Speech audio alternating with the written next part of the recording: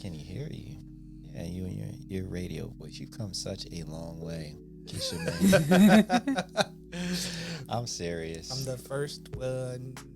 I mean, you was messing with that mic like you were a virgin before. Now look at you. You just so You know straight up, just a what? G with it. Used to be scared of Mike. I thought I saw you blushing there for a second. I thought it was funny. I watched that first episode. I was cracking up. Yeah. And I'm gonna have to rewatch it to see how what was going on with me in this mic.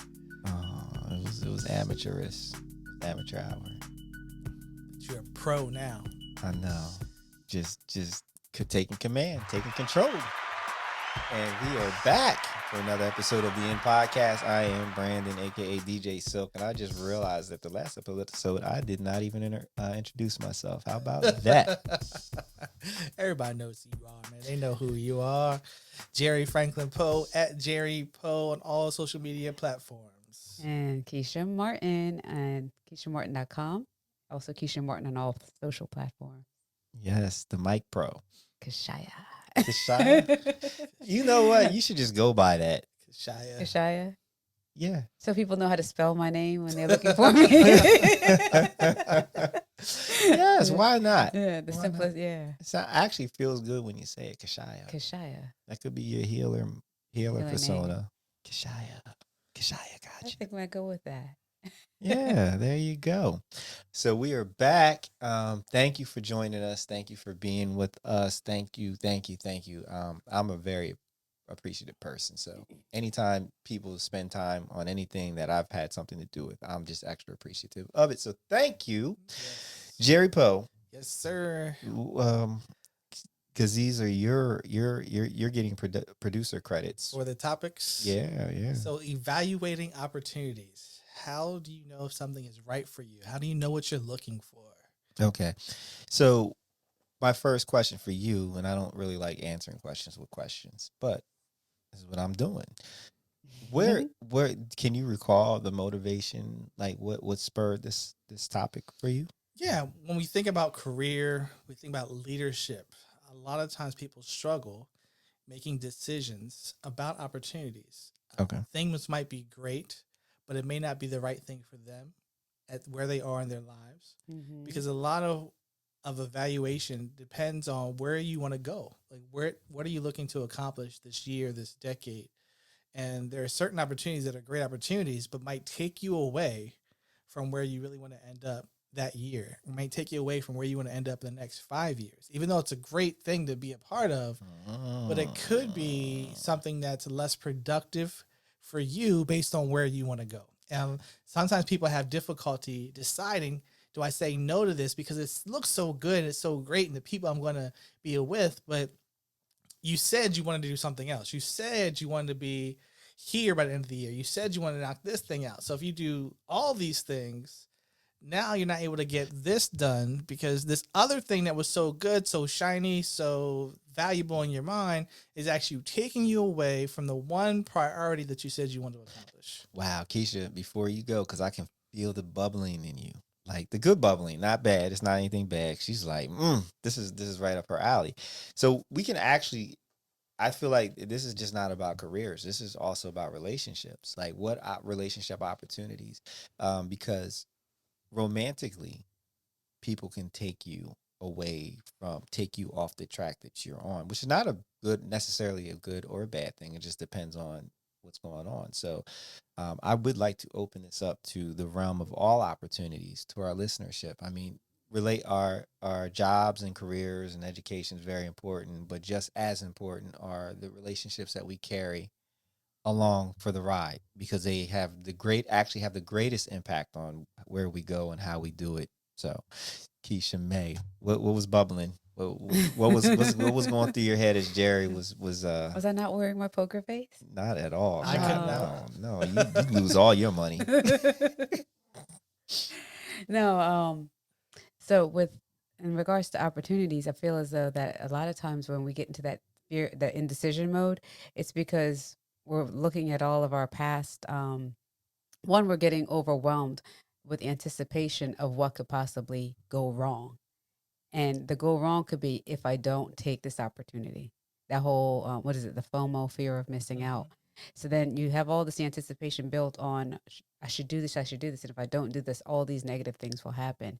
And then if we overthink it or we sit too long in that decision, then what happens is now we start to use our past experiences, past failures to validate why we shouldn't make this decision. And then what happens for a lot of folks is that they get stuck in this place of indecision. And now they're teeter tottering between fear and anxiety, worried about the past, worried about the future, and not really making a just stopping all of it and making a choice. And I think why we get caught up in that is that we aren't really sure what we want. We're getting caught into the views of what society taught us we should want.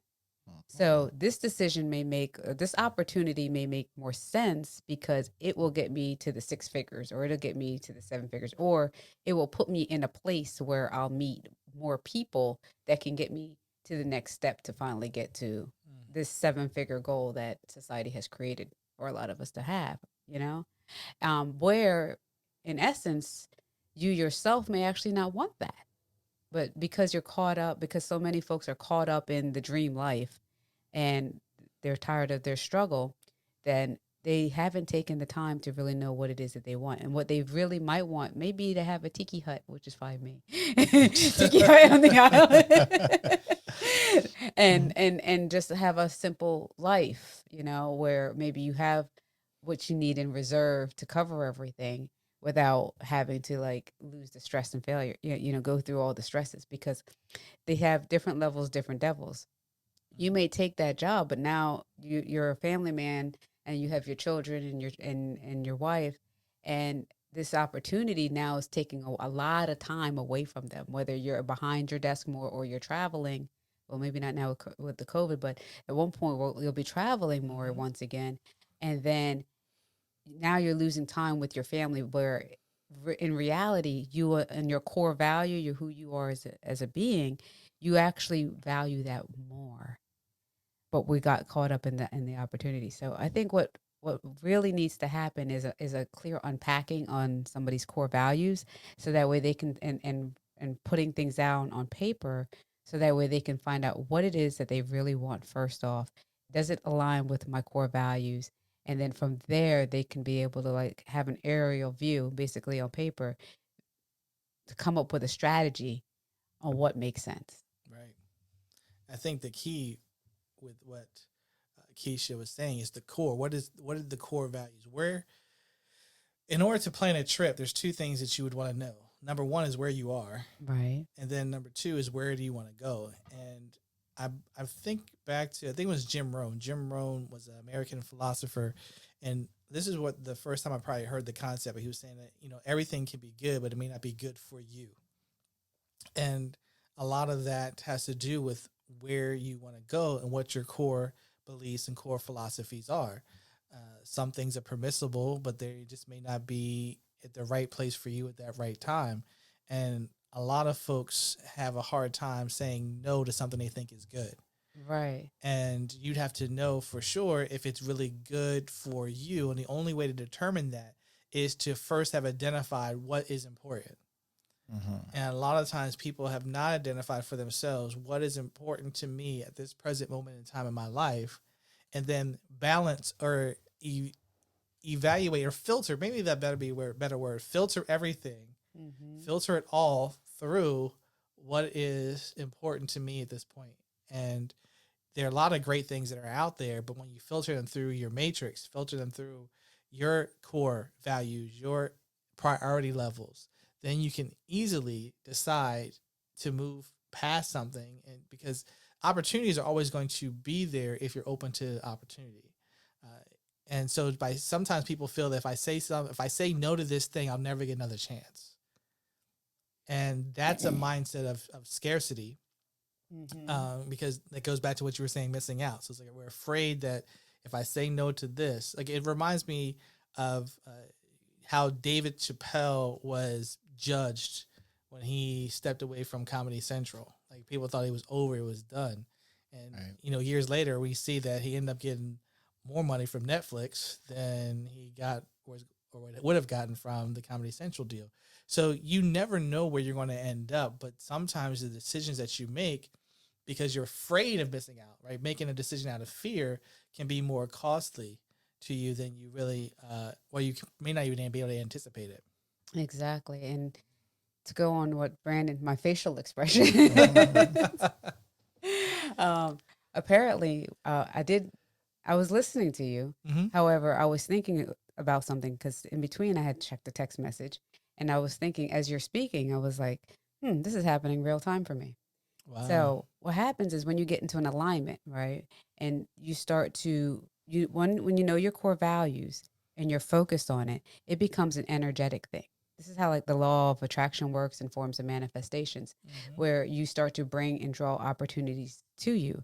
Now, once your core values are there and you know them and you're aligned with it, you start to speak like it and your actions start to behave that way. But more importantly, on an energetic level, the opportunities operate that way. So the expression he saw in my face, I was thinking like, I think I'm bringing this to myself because I was like, okay, as much as I love helping people, and I do, there's certain energies that I align better with, Mm-hmm. and some of the folks that I'm working with now aren't in that space, And one of the ladies that I was thinking about messaged me, and I was like, she canceled, but it kind of goes with where I kind of want to go now, not kind of want to go where I do want to go, Right. and it's so core into my energy into my energetic field that it expanded out that way. So certain people are shifting out, so new people can shift in. Mm-hmm. So it's in an alignment where I can better help someone. Now, I say this because in my situation, there's levels. So if in our last episode, we had talked about can I heal? What can I help somebody who doesn't want to help? When they're not ready. Mhm. And if they're not ready for me, then no, the healing's like more, or it's like harder. Mm-hmm. They're having a hard time, and I'm being drained in the process of doing this energetic work. um, that's is taxing on me. So I was like, okay, maybe they need some more help before they get to someone like myself, you know? And those folks are kind of shifting out. So in regards to business, the opportunities that you're saying, when you get in alignment with your core value and you start to focus on it and you start to weed out the emotional stuff that's been holding you back, the negative self-talks and things like that, you start to attract those opportunities that are in alignment with you. And then that space that a lot of folks get caught up in indecision won't happen for you because it's starting to move in a flow. Kind of how we all started into this podcast, like how I joined on as a co-host, and Mm-hmm. it just came in very fluid and there was a natural flow to it because I know I wanted to be in a bigger space where I'm speaking, and I wanted to be in alignment with folks that where we think alike, and here we are now. And same with relationships, because this does work in a relationship. And when we're choosing that person to be in our life, they're waking up, and if it gets to that space where it's a true relationship, they're most likely waking up in the bed right next to you. So they're the first voice in your ear. And the ears are right there, right next to our mind. They Mm-hmm. have a strong influence on how we think throughout the rest of our day. That's deep. Yes, it is. It is very deep. I th- so I'll make it plain based on what you guys have said. Mm-hmm. Um, If you believe, if you believe in what you want, it's gonna happen for you. Exactly. Doesn't matter if you say no to this or yes to that, and it doesn't work out for you. It's part of the ebb and flow of your journey to ultimately where you're trying to get to. Um, so of course, no one wants to make stupid mistakes or or take unnecessary detours.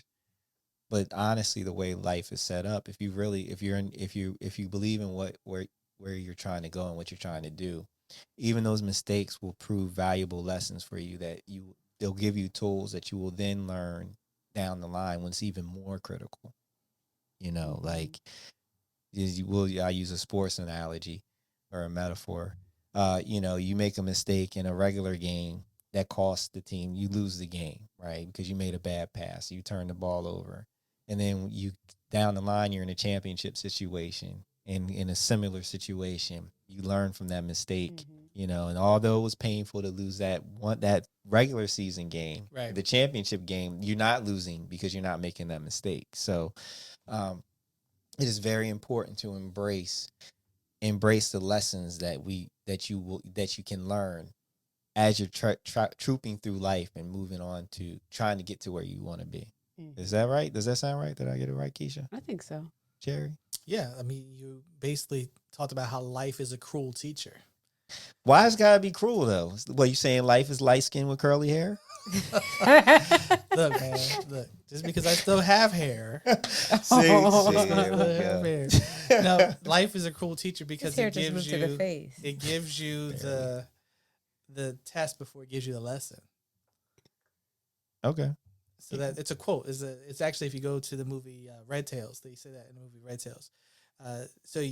In school, the teachers usually teach you something, and they test you on what they teach you. Mhm. But life will give you the test, and then you fail the test, and life is not like leave no child behind. Life will keep giving you the same test until you pass it. So you might fail the test, and then once you fail the test, it's up to us to determine whether we got the lesson from that test. Right. Gotcha. So when you were saying the person had a situation in a basketball game and they messed up in the regular season game, well, that's still an opportunity to either pass or fail. Like they Mhm. could not learn. They could still be making the same mistakes in the championship or in the playoffs, but life gave you the test first, and then it's up to you to say, okay, from this test, did I learn anything or did I not learn anything based on the results that happened from that test? So that's why the quote says that life is a cruel teacher, because it challenges you with the test first and then leaves it up to you whether or not to get the lesson. And then some people don't learn the lesson. They don't make the mistake and learn the lesson. They sometimes keep making the same mistake over and over again. That's true. Mm. So when you were identifying based on the things that we said, when you were extracting from that if you want something, it will, and you want it, really want it, that it will still continue to show up. Well, that's a lesson that you've learned. Yes. And everyone has not learned that lesson yet. So you were able to pull that out based on your experiences up to this moment in time to say, okay, what I perceived, what I heard is this, but some people are still at a point where they haven't come to that conclusion or realization that that's going to be a reality for them. Yeah. So what I've learned is like the importance of reflection. And there was a exercise that I had to do. I was in an executive education leadership course, and what the exercise was is you had to go through and you had to think about like the first bad thing that happened to you, and Mm-hmm. then the first good thing, and then a bad and a first, and a bad and a first, right? And when you're done the exercise, what you get is what looks like a heartbeat on an oscilloscope. You know, Mm-hmm. every up is followed by a down. Every down is followed by an up. And every time you charted it, you had to chart it based on how bad or how good it was. So the worse it was, the lower the dot was, and whatnot. So, the reason for doing that was to demonstrate how you when you're going through a bad time, just know that you're gonna have a good time. There's a good time coming, and when you're having a good time, just understand that something's gonna happen, and it's gonna be bad again, right? But just keep pushing along. The side lesson that I got from that was that as you are having a bad time, and you're thinking about, well, it can't be bad forever, it's gonna be good. There's a parallel with that, like whatever you're going through right now, you're gonna be able to pull out lessons that you're gonna be able to utilize during the next good time or the next bad time. So it's important to pay attention to what's happening. To try not to focus on the emotional aspects of what you're experiencing, and try to pull out whatever lessons you possibly can, so that you can down the line use those lessons for when it's even more critical, if that makes sense. Yeah, you are describing what I would call the power of perspective. Look at them big words, The boy. power of perspective. Can't with you. Get him, Jerry. So you were charting your experiences, and then how you charted your experiences, you look at it as a whole. Because if you only looked at two dots, looked at being up, being down, a person might not be able to see that's a repeatable pattern that you Right. go up and down. So you chart a whole series of experiences, and then we're able to step back and see the whole thing and say, "Oh, I see the rhythm to this. I see the pattern to this." And a lot of folks would say you don't see the forest because of the trees. Right. And I call it sight beyond sight. Some people can't see past a certain point. They can't see past a certain horizon or perspective. So for them, where they are at this time in their life, the issue is so big. So this opportunity, and whether or not they're going to miss out on something or not miss out on something or be where they want to be, it seems like such a major issue in their life at that time. Like what you're talking Exactly. about with your clients, a lot of folks are in a position in their business where they feel if they turn down business, Mm-hmm. they're going to be worse off because they need the money. So it's like I make decisions out of desperation. Exactly. And Scarcity. uh, I'm not saying this is a right or wrong thing because it's everyone has to make decisions based on where they are at their moment in time, Mm-hmm. but it's all a matter of your perspective. It's all a matter of how you see it from where you are. And when we're looking at life as a whole, when we're looking at our business journey, our life journey as a whole, professional journey as a whole, when you take a step back from it, you can see it from a different level than when you're so close and you're so in. And then that's the challenge for some people is they're making decisions and they're looking at opportunities, but they're not looking at it from a further viewpoint. They're looking at it so close that they don't see what's going to happen next. They can't see what's coming down the road because they're so close to what's happening right there in that moment in time. That's so true. It's like I was watching Marvel and I watched Thor the other day, and I just thought about something just watching the woman, the one who discovered Thor, and then she had like the whole um she was driving like a little trailer truck doing Dr. her Jane. Dr. Jane. She was Mm-hmm. doing her research and all of that wonderful stuff. And then here's this man, looks like a human at first, and then later on she realized he's actually a god.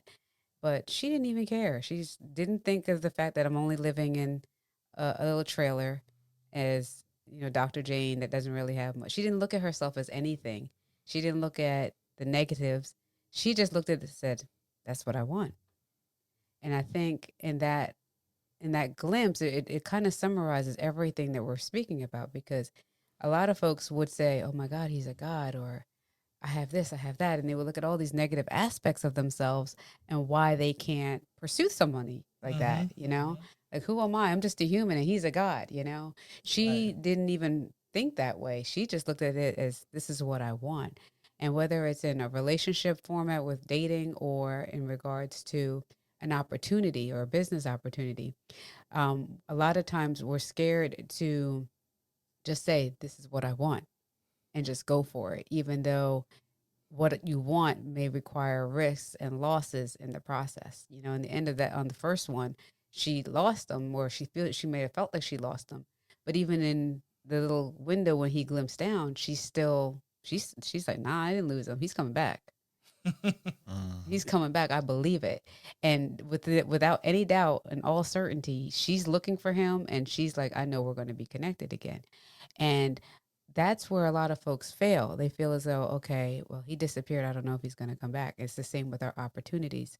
You may feel like, okay, um, we tend to face the things that are going wrong and look at that as certainty and not realize that's the lie. Those are the doubts, and just put everything aside and focus on the things that you want. So, in regards to like business, for example, you may have something that you're working on and you're an entrepreneur, you're starting your own business, you're moving out there, and your annual figure mark that you want to make may be 6 or 7 figures. Let's say it's 250,000, for example, in this example.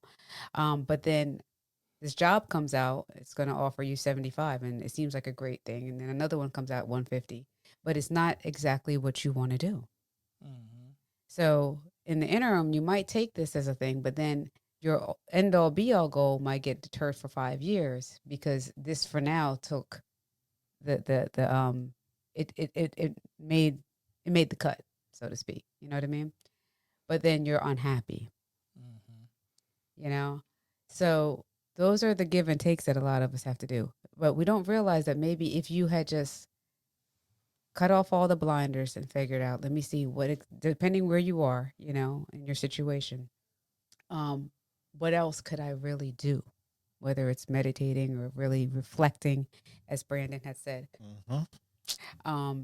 and allowing yourself to receive what are the next opportunities. Because we see that there's folks going on TikTok, Mm-hmm. finding a product, selling the mess out of it, and then they went way over that $250,000 goal mark. Yeah. I think so. Something that it just kind of came to mind is, so as we're trying to figure out, first of all, very few of us know where we're going to end up. Right. No matter how. I don't think anybody knows where they're going to end up. No, no, no. I mean, there's plenty of people, just in the app world. Right. Instagram was supposed to be a study app, not a social media app. Like you start off like going in this direction, and this is what you want, and then the magical pivot happens. If you're lucky, the pivot happens where Right. you reach a point and you're like, well, damn, I thought I wanted it to this, but actually what I'm building or what I'm trying to go for is better suited for this, Mm-hmm. and this is really awesome. So it's very important for people to respect the idea that you don't know shit.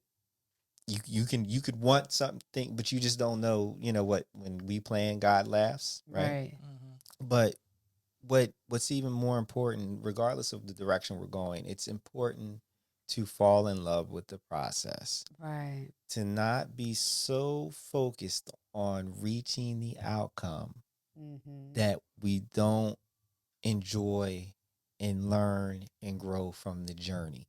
Exactly. That is, and that is probably to me the most important thing to keep in mind as I try, as I'm trying to build what I'm trying to build. It's like, yes, I fantasize about having a digital content production company that's huge and whatnot, and generates all this money and helps people have their own podcasts and do this, that, and the other, and develop apps. And there's all these things that I want to do, but I don't lose sight of the joy of what's happening right now, being in this small studio, discovering that I made some recording mistakes that now it's going to make my editing job a whole lot harder with this particular episode. Like these are the things that right now it can be frustrating, but one day I'm going to look back and miss those times. Like Jay-Z said, I had more fun when we were piss poor. Right. Like, because that's where the fun is. The fun, that's this is we live life right now. We're not living life in the future. We're not in the past. It's all about right now. So don't lose the joy of like right now because you're so worried about, is this decision going to take me off track? Is it going to mess me up? It doesn't matter. All that matters is right now, and you're doing the best that you can. So if you're at a fork in the road right now, you should reach out to Keshia Martin, get a session with her, because she will help you clear your mind, clear your spirit, clear your body so that you can make the best decision possible. But and if you can't do it, don't worry, because no matter which way, whatever way you go, you're going to end up where you want to be down the line. Right. You know. Exactly. And then I use money as an example, but yeah, you might want to make 250, but the thing is, don't get caught up on that number. Like Brandon said, like, yeah, and what Jerry has also mentioned, the big thing is finding out what you want to do. What is it? Knowing it, because as Jerry mentioned also, is that a lot of the things that waver that keep us in that teeter mode is not knowing what you want. And then, as Brandon mentioned also, is that we none of us know what's going to happen. Like all of the facts and figures that we're using in strategies with these plans, a lot of it's based on past experiences. Mm-hmm. And the past is just like a net. It's like a woven web that kind of shows where you are till today, but it doesn't depict where you'll go tomorrow. So when you get passionate about something and you get caught, you really get into your core values, as I mentioned earlier, and really knowing what it is that excites you, what it is that works for you, then the magic happens. And then you get to be in the present moment like we are right now, you know? Mhm. I put out there, I didn't even tell Brandon that, but I just put out there, I'm like, you know what? I want to be able to reach more people. I just wish I was working with a group of people and da da da da. And I just put it out there. And then a couple of days later, he messages me, "Hey, you want to do a Mhm. podcast?" I'm like, "Sure." And I said, "When do you want to do it?" And then it was like 2 days later, and he threw himself in too with when on a day that he really shouldn't have been here with us. Right. Right. Jerry was here after, burying a close family member. Right. Didn't tell us, had me feeling like shit. Like, damn. Told, And told you, man. He called but me up 3 o'clock in the morning for a flat tire. I'm gonna be there. yeah, and that whole act and just being there and really, and if he wasn't passionate about wanting to speak, wanting to help people, sharing his information the way Brandon and I are, this Hmm. this relationship, this connection would never have happened, you know. And I didn't know it was going to be with Brandon and Jerry, Hmm. but this is a wonderful connection that I'm very happy to be with. We're happy to have you, Keisha May. Thank When you. when you think about this whole process, it's a process. It's a lot of it has to do with when you were going back to Thor, your example of Thor. Mm-hmm. It how you see yourself determines how you see opportunity. So you're Mm. evaluating things based on how you view yourself. So when you were talking about how Jane evaluated her opportunity for a relationship with someone who's from a different galaxy universe, operating on a whole different scale, it's a relationship to how she saw herself. And how we Exactly. see ourselves determines how we evaluate opportunities, which leads to what you were saying with this enjoying the journey. A lot of times it's not about what you get, it's about who you become. Mm-hmm. So who are you becoming as part of this process? And are you making decisions based on predictability versus possibility? Uh, Mm. a lot, Predictability versus yeah, possibility. I think predictability that needs a versus hand clap. possibility. Yeah, Predictability hold versus on. possibility. Hold on. Yeah, thank you. See. When you Dropping when some gems yeah, when you there. look at when you look at things based off of what you've already done, all you're doing is moving your past into your present, into your future. Exactly. A lot of what we celebrate in our society today is based on things that were possible but weren't predictable. Hmm. Right? Facebook was possible but not predictable. The iPhone was possible but not predictable. And what helps you with this? So if you're listening to this, you're watching this, what will help you in your ability to evaluate life decisions and life choices is what I call the compounded effect. You will not be able to learn everything about life in your lifetime, but what you can do is add other people's lifetimes to yours. So I read a lot of biographies. I look at what other people went through and to see that it wasn't just one opportunity. It just wasn't, because a lot of times we have this perception that this is it. So from the scarcity perspective or limitation, is like if I don't take this one, there's not going to be another one. And there was a book I read by John Maxwell called Failing Forward, and it identified for me all these stories of people that I had heard about, but not knowing the whole journey. Hmm. We are at a disadvantage because we only hear the highlights. For most of our experiences in life, we're getting the ESPN effect. Oh yeah. So ESPN, for those who don't know, sports network, they don't show you the whole game. They show you the 10 best plays or the 5 best plays, but we Right. don't see all the things that went wrong in that game. They're like, well, here's the whole game summarized. So when we hear about people who are successful, we only get the hits. Right. We don't really hear about all the things that went wrong that they didn't get right. So we're evaluating our life through the highlights of their life. Hmm. And that does us a disservice because we think it should be a certain way. Our life should look like what theirs looks like. But yeah, if you take just the highlights, Mm-hmm. your life is never going to match up because no one's ever going to be looking at you just from the highlight perspective. So when you see like all these things that went wrong for a person, or not necessarily went wrong, but all the things that didn't work In the way they wanted it to. until All the they found failures that until they they, found out yeah. what did work. how they were placed in different positions, how they went about their journey, and how they became who they became. You watch these unsung episodes, and VH1 used to have behind the music, and you'd be like, oh man, I didn't even know it was like that. Mm-hmm. And when you see that, just like, it helps you understand that the path to success, we have this idea that the path to success is always like a straight line. And for most people, it's not. Like, if you think back to your example of the heartbeat, if it was a straight line, you'd be dead. Right. Exactly. So it's this up and down effect that is the reality of life. And a lot of times we don't see life based on the reality of what it is.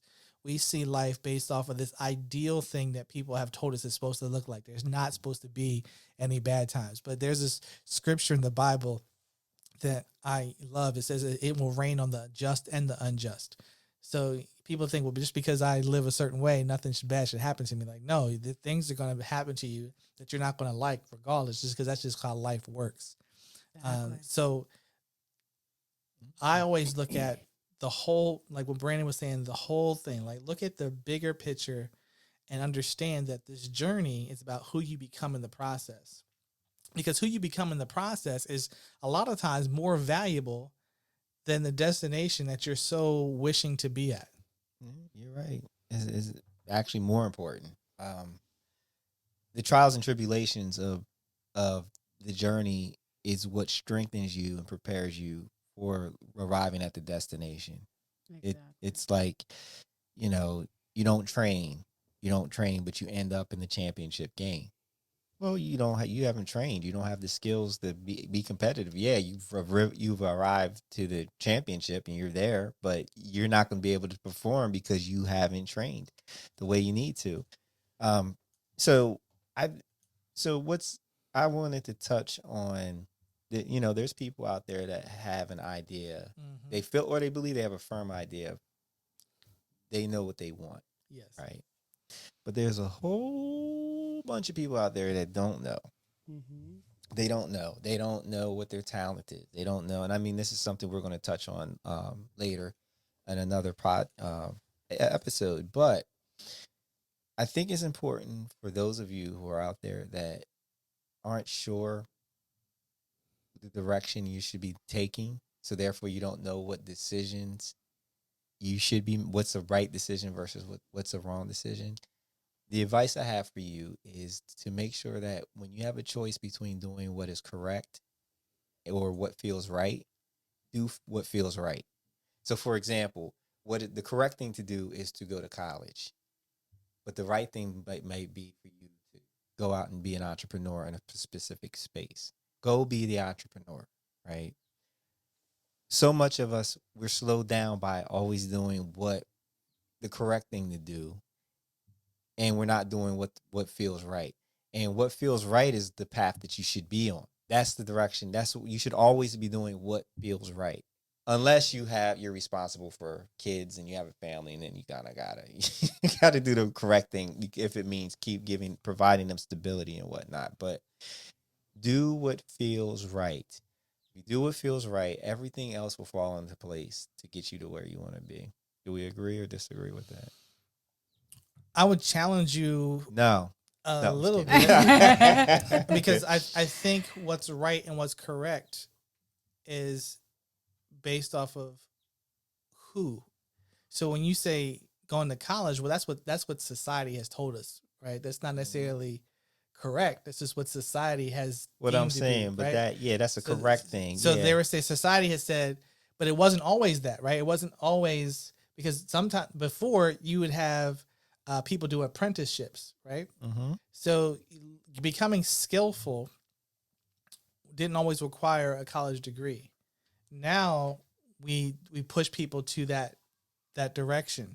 So all I would say is that what's right and what's correct could actually be the same thing. Maybe it's the word should. What you feel like you should be doing, or what you have to do, or the words that you should. No, I like it the way I said it. How about that? Stay It that might way. end up on a shirt. No, you're right. You're right. I mean, it could be down to word choice. Mm-hmm. It really could be down to word choice. But the point is Yes, that I agree with you on that point that you're making. I do too. I agree Oh, with see you to how the point. See, Jackie I came agree with around. the I point. agree. I The just think yellows that have joined. I just think that that what's correct and what's right can be the exact same thing if you get true to who you are. Well, then you don't have there's no choice to make, right? Right. Because it's the same thing. But Yeah. we are constantly filled. We're being told by society what's Well, no, yeah, but I mean everything that we do is based on the idea like we're just as you said, you read books to learn to compound your experiences of others, right? There's somebody who's out there that's reading a book because they want to start a business, right? And there's a book where somebody's like, "Oh, I went to school and I got my degree, and that was the correct thing to do, and it was the right thing to do for that particular person." Somebody, let's say me, I'm not the best student, never was the best student. So even though I gained a lot from getting my degree, mm-hmm. I question I me going to school was the correct thing to do. But when I applied and went, it never felt like the right thing to do. Hmm. Up until this last year or so when I started this whole podcasting thing, very little of what I did felt right, but it was the correct thing to do. So anybody that looks at my life and sees what I've been able to achieve, they're like, "Well, damn, you're doing really well for yourself." Yeah, I mean, yeah, but I bet you I could have been doing a lot better if I had made decisions that resonated with the right side of me versus the correct side of me. Hmm. I think Good. also that when folks watch the highlights, as Jerry mentioned, Mhm. um, they don't know the behind the scene reels. They form a level of expectation for themselves. Mm-hmm.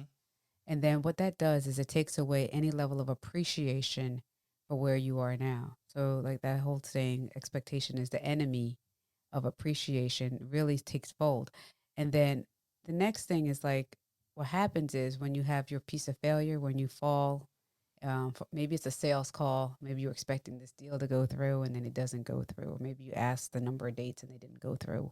Whichever the case is that's going on in your life, you're trying to find that opportunity. Like you had a little hint because you really tapped into your purpose and you realize this is really what I want to do, but I'm scared to death about doing it because it's out of your comfort zone.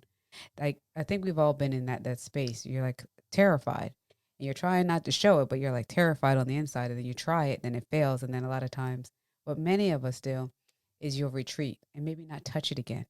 1 week, 2 weeks, 3 weeks, 5 years, 6 years. And then before you know it, you're like, oh, wow, I still always wanted to paint. I really wanted to start this painting thing. But the last time I painted, it came out like crap. And then everyone thought it was a dog and it was really my mom.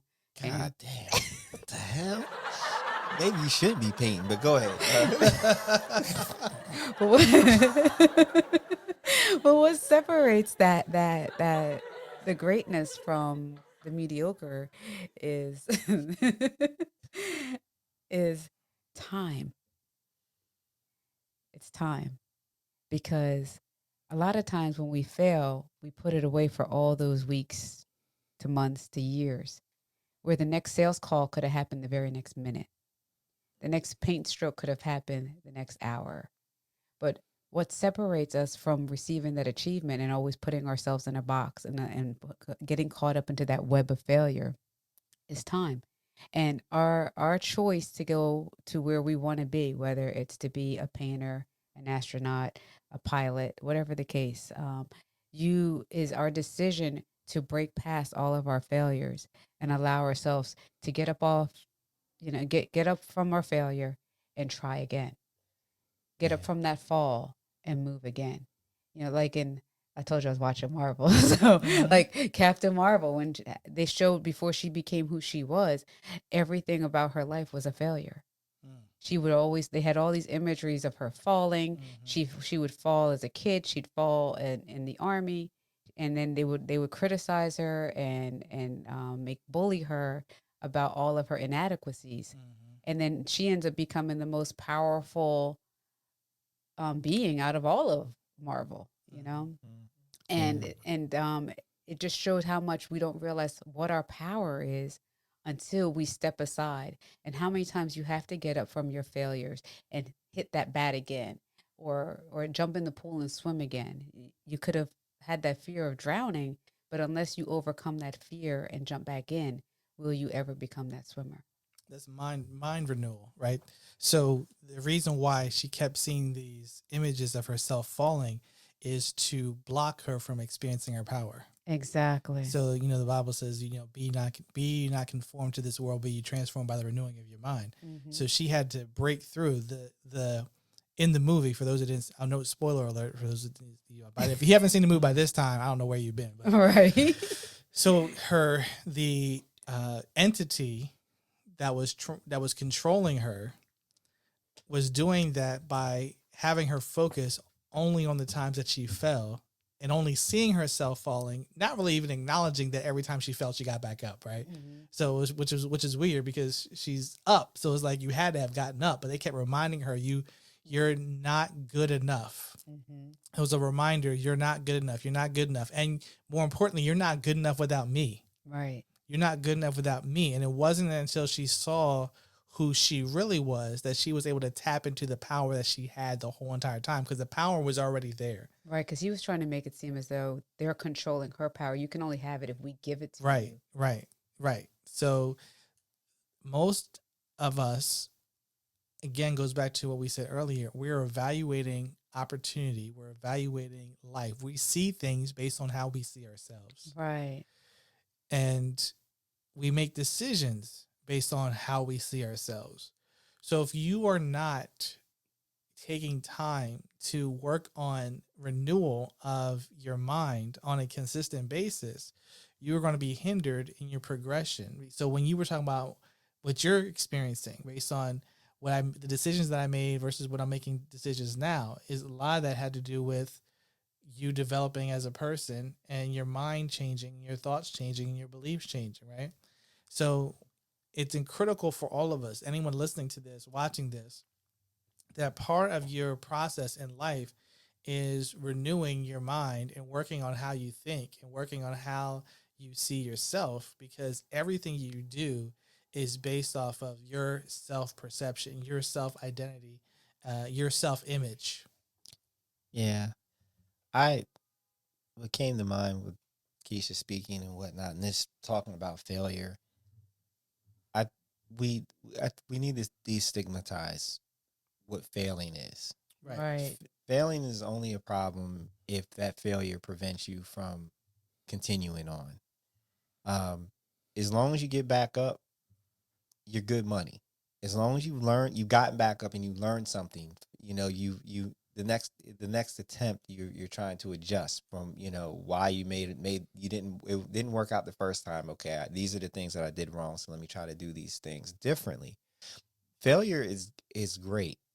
I don't know of too many successful people that don't have a string of failures under their Exactly. belt. Warren Buffett won't work with you unless you failed a number of times, because failure it brings a humility to you, but it's the best teacher. It Like, is. and it demonstrates that you've gotten back up. It's amazing how we turn into adults, and all of a sudden we're so fearful of failure, but we started out as this little jiggly soft thing that couldn't even roll over on our on our own, right?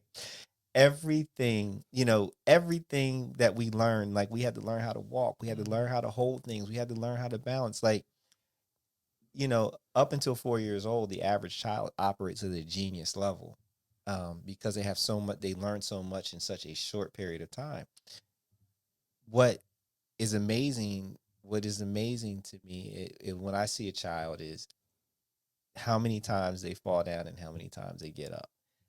And then we hit a certain age, and all of a sudden there's so many things we won't do because we're afraid of failing. We're afraid of getting it wrong. We have to get that out of our minds. We have to start embracing failing, as long as funny as that sounds. But if the fear of failure is going to hold you back from your goal, your dream, then that's a problem and you need to get over it. So stop being afraid. You're going to fail. You're going to mess up. It's not going to work out the first time. Probably not the second time, the third time, the fourth time. But I guarantee you show me someone who's uberly successful, and I will show you someone who has failed more times than they would care to admit. That's true. Like sometimes the folks can get so tired of, they're so scared to make a mistake. I have children, and I have one child who's very much like that. And I remember she lost a match in chess, and she like lost it, but she lost it to a really good kid. Where I mean, everybody and was had stopped to watch just those two. You know, you're talking about adults and everything else in Mhm. this competition, and it's like coaching her through it. I'm like, it's okay to make a mistake, and it just showed me how a lot of folks have that hang up where whether it came through energetically or through parenting, whatever, how you view making a mistake. And once you start being nicer to yourself and not so hard on yourself about having it right the first go around, letting go of the perfectionism, knowing you're not alone. We all make mistakes. Like, you know, I've been an entrepreneur for a very long time, you know, I haven't worked for anybody. And there's tons of mistakes, even after learning from certain people, just finding my own way how to do it. But the thing is, you got to keep your head in the game. And what's going Mhm. to separate you from your goal where you really want to reach will be time, because how fast you get back up establishes how fast you'll get to your next failure, Mm. because you're going to Yeah. fail again. A lot of times we think that you're never going to mess up once you figure this out. No, man, you're going to keep messing up until you, even Yes. when you get to wherever you want to get, you're going to make another mistake. Um, Yeah. it's just a part of being who we are. No, I mean, that's it is what it is. You just going stuff is going you're going to make mistakes that cause the situation to not work out the way you wanted it to. Someone else that's involved may make a mistake that may jam you up. It's just the way life is. It's how it goes. The ebb and flow in life. What I find funny is not funny, but just interesting is how much more fun it is to get something right after you failed a Oh my number of God. times after it versus if you get it right the first time, how boring Yeah, because it then, is. right, because then the other part of your mind can kick in. You get it right the first time around, you're like, wait a second, that's it. Yeah. I mean, no, it really is. I think about like all the things that I've learned in like how to do in life, and the things that that I still enjoy doing are the things that were the hardest for me to learn how to do. Um to get at, you know, and the things that I never stuck with were the things that came very easily for me. So, um It's I- perception. It's the perception of failing, right? So failing is an action word, which basically is you finding the ways that do not work, the ways that do not work for you. Mhm, And it's the perception that we've created around this as if finding ways that don't work is a bad thing, when actually finding ways that don't work is a good thing. mhm. And it's a process of elimination. And that's where, you know, society sometimes has done us a disservice. When you look at children and you see them fall a lot, as parents, a lot of us have learned, I know I have learned, to not react, right. Yeah. because the child is looking at you like, yo, what's up? I just fell, so what should I do? And if you react like, oh, Jimmy, you know, the It kid's freaks them like, out. oh, ah. If you don't say anything, you're like, yo, yeah, I don't, and he's like, oh, I guess I shouldn't be bothered by falling down and busting my head. I should just keep it moving. Yeah, we're taught. So a lot of it is them reading you and you telling them how to respond. So society has shaped how we see failing, Yes, it and has. we have to go back and free ourselves up and redefine things for ourselves, which is the renewing of your mind again, to be able to live this life where you can bounce back. Resilience is basically your ability to bounce back when things aren't going well or things aren't going right. So your level of resilience, a lot of that has to do with redefining things that you have accepted a definition for from society. Exactly. One of the things that helped me through that resilience is a gratitude journal. So a lot of times, how our mind is programmed to look at the failures and all the negative things that have happened, a lot of times we forget about all our many wins. Yep. And our many wins might include an emotional battle that we were dealing with, a mindset issue that we were dealing with, or just being able, or an action we needed to take.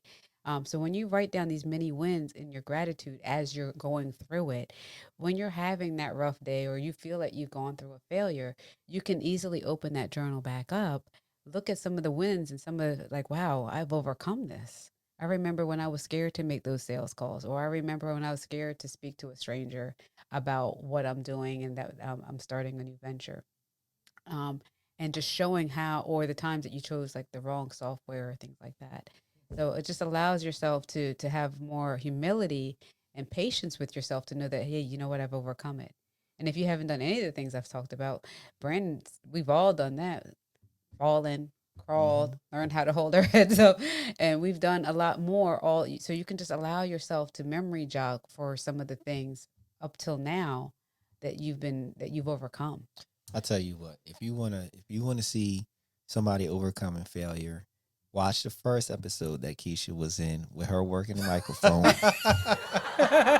up until Oh now, man, in the wow. growth, the evolution of Keisha Martin. That's Yeah. right. What you just tapped into, I believe, ties into the first episode of the third season, right? This third season. So the first episode we were talking about adversity. Mm-hmm. One of the things we talked about was having an emotional bank account and counting your victories. Oh, So a lot of times we spend more time, as you said, thinking about what's right. We count all the things that are wrong, or we count the failures. We're keeping score of those, and right. we're not keeping a score of our wins. So it Exactly. doesn't. So we really don't have an accurate assessment of how well we're doing because our perspective is off. So yeah, count your victories. That's the Definitely. key to living victoriously, is to count your victories. Every day you should be counting the things that went right, the things that went well, the things that you enjoyed, as much as you, or actually more than you focus on all the other stuff. Right. And it doesn't have to be all like something that's easy. It could be something emotional. Yeah. Yeah, just like your mindset, like, oh, you know what? I walked away from that argument. Let Yes. me pat myself Mm-hmm. on the back. Mark Victor Hansen, his thing was about having these micro goals. So like you look at all the things that you take for granted. Like you showed up on time. Right.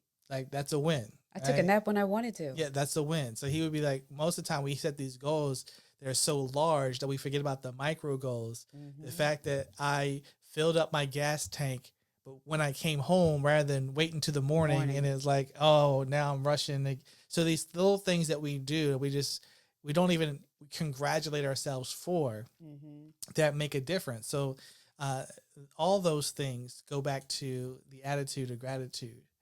Uh, Yeah. So true. Listening to your intuition, taking that walk, taking that break. Those are all light things that we overlook because it's not taught in society that those are really good. Those are positive things. Those are wins for yourself. So it doesn't all have to be something numerical. It could just be something quantitative that is developing you personally, or we spiritually. celebrate every day, right? We sometimes we get into this habit of only celebrating big days. Right, We don't right. celebrate every day, and every day is a Resisting that blessing. chocolate cake. Yeah, is a blessing in itself. The fact that you wake up in the morning is a win, Hmm. right? We just sometimes just take it for granted that life is just given to us. No, life is precious, and it's like a vapor. It's here one minute, it's gone the next. So when you really think about all the things that you're doing that are going the right way, that are winning for you, it all changes like how you look at opportunities, because how you see opportunities, a lot of people, when they hear the word opportunity, they're thinking something big. And Hmm. opportunities can be small that lead to a big thing. Like just getting a call, like when you were talking about being here on the podcast, right? It was like it was something that you were looking for on a smaller scale that could lead to a bigger scale. But we sometimes we're like hoping like maybe Oprah's gonna call us tomorrow and put us on a show. It's like, well, no, this could be the thing that opens up a door, that opens up a door, that opens up a door. And it's about getting started. Like a lot of it is Exactly. about getting started and taking action now, taking action today. Right, like when Stan Lee wrote his whole Marvel comics, I don't think he was thinking, "Oh, I'm going to be featured in big movies and making all that." He just started with writing a comic book. No, I that and that comes down to that comes back to just doing it for the love, Exactly. doing it for the love, being less concerned about the destination, enjoying the journey, enjoying embracing the process, Hmm. and running your own race. Um, you know, we have a tendency to compare ourselves to where we are Right. at based on where everyone else is at in life, and whether we're ahead or behind or dead even. Now, you just have to run your own race, live at your own, work at your own pace, and again, I mean, falling in love with the process, I feel like is the key. That is the foundational way to think that will allow you to be able to take an infinite amount of steps, because every step in that process, if you love the process, is going to be a victory. Right. Every last one of it, even if it's little stupid things. Like for me, being able to get braided cables to replace my plastic covered braid Right. cables, Right. for some of my equipment. Um, you know, it was I felt it the most when I first started DJing, and this is when we were still using vinyl records. And I remember having my turntables and having like 6 records, and just visioning one day of having crates and crates of records. And every time I went to the record store and I got a couple more pieces, and I would fill up. That I remember that first time having my first full crate of records, and how good it felt. I wasn't looking at other DJs that had endless amounts of crates of records. I was happy with what I had. Right. It kept me happy. So um I think this is a good place to call it quits. The music, love it. We have encouraged you. What have we encouraged them to do, Jerry? To enjoy the journey and change your perspective. Keshia May? See past your failures and actually embrace them. Run your own race, your pace. It's a race of one, just you. It doesn't matter if you're 50 and you want to start a rap career. You want to be a mumble rapper at 50? Go for it, because it just takes the first successful person. Keshia, the first successful person to do it, then they'll look like a genius. Okay, so also make sure you're doing what feels right over what feels correct, whenever possible. And you might have to think about that, doing what's right over what feels correct. What else? I messed that up. Yeah, I messed that up though. Do what's right over doing what is correct. So, if you want to avail yourself of the services of Keshia Martin, she will fix your energy up. She will clear energetic blockages. She fixed my damn shoulder. How about that? She didn't even know it was broken. Seriously, she did. Keshia, what would they need to do in order to avail themselves of your services again? They can go to my website, which is KeshiaMartin.com. Keshia, Keshia. Yes. And or you can follow me on Instagram as well. DM me. But definitely reach out to me on my website, and I'll get back to you. Yes. So seriously, look her up. She's dope, and she is. I mean, now she's a member of the team, but she did have an offer of, was like 20% off. Was it 20? I think so. Yeah, it was 20% off up until August. So if you reach out to her and mention the In podcast, she's looking at me like, why you bring that up? No, you're good. I was trying to remember the. Yeah, I'm playing with it. With you. Yeah. But yes, up until August. She was just doing it until August. So 20% off. You just mentioned the In podcast, and she will lace you up. Jared Poe. Yes, you can follow me on all the social media platforms at Jerry Poe. You'll see me on Facebook, Twitter, Instagram, even on Pinterest. You have some recipes on there? No, I got motivational, pictures and other type of stuff. But more importantly, share this podcast, like the podcast, subscribe, comment. Let us know your thoughts. Let us know what are you getting from each episode and how this has been a blessing and a benefit to your life. There you go. And if you lead an organization or have influence within an organization to have a motivational speaker come through, Jerry is the man. So you should definitely look him up, because that's what he does. This man has traveled the country for years, speaking to large groups of people, getting them properly motivated. And as outside opens back up, these things are going to be going on again, but he can also do it virtually as well. Yep. So, and they would go to your website in order to make that happen, right, Yep, Jerry? jerrypoe.com. Jerrypoe.com. Yeah, so yeah, we got opportunities here. As for me, I am DJ Silk, aka Brandon. Brandon, aka DJ Silk, because I was Brandon way before I was DJ Silk. At DJ Silk, that's SILK. Primarily on Instagram. I'm on Twitter and all that stuff, but you can really get a hold of me at Instagram. Also, I have mixes on mixcloud.com/DJ Silk12. So there's plenty of that there. Hey, and if you are interested in recording a podcast and you are in the Delaware Valley area, you need help with that, trying to make that happen, would like a podcast produced, I am the guy. So just reach out to me. That's it. I think we're done. Keshia is tired. She's shifting in her chair. She's like, I'm ready to be out. So we're going to be out. Again, subscribe, comment, like, follow, all those good things. Tell a friend to tell a friend about the End podcast. And like we said, make sure you do what feels right over what feels correct. Okay? Be blessed. Be good. All right. Till the next time. Bye.